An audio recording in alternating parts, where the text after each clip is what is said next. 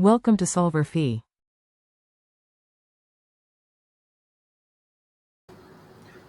.30. We've got two functions here, and we'd like to add them. This seems straightforward enough. We're going to do it using phasors, since this is sort of the whole point of this being a problem in this section. Also using trig identities, because their amplitudes aren't equal, might be a little bit might be a little difficult, or there could be other issues you run into. So what we can do is think of the sum of these as being a phasor.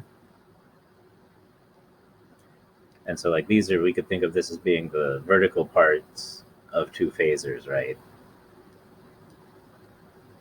So the horizontal part will be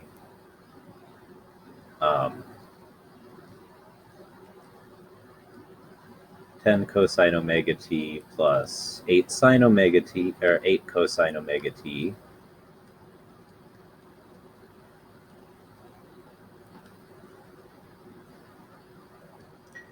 And the vertical part will be the one we're looking at here, sine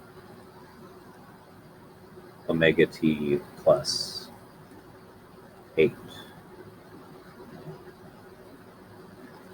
sine omega t. So if we look at this at t equals 0, then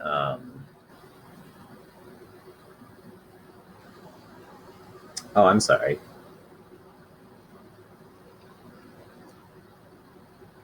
I missed a phase here of 30 degrees.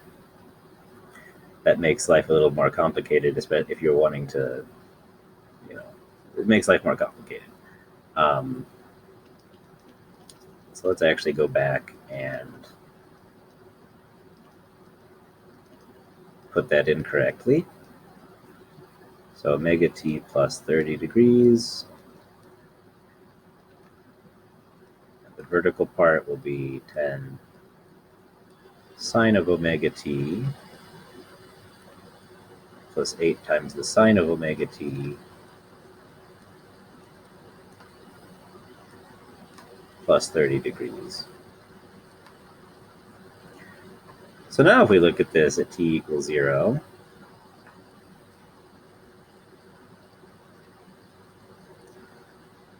we find that the horizontal component is 16.9. The vertical component is 4. And so if we call y sub r our resultant phasor, then its magnitude is, you just get this from the Pythagorean theorem. And the idea with phasors is that they trace out little circles in the plane, so the radius of them, or their magnitude at one point in time, is the same as for all other points in time. So yh squared plus yv squared.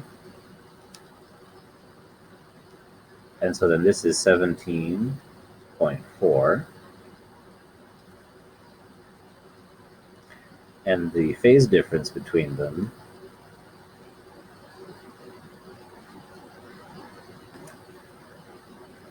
and because they rotate along little circles with a fixed speed, in this case the speed is the same, the phase difference is always going to be a constant. This is y arctangent of yv over yh.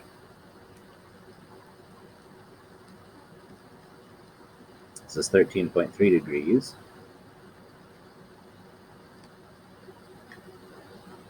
So our sum of them is going to be 17.4 times the sine of omega t plus 13.3 degrees.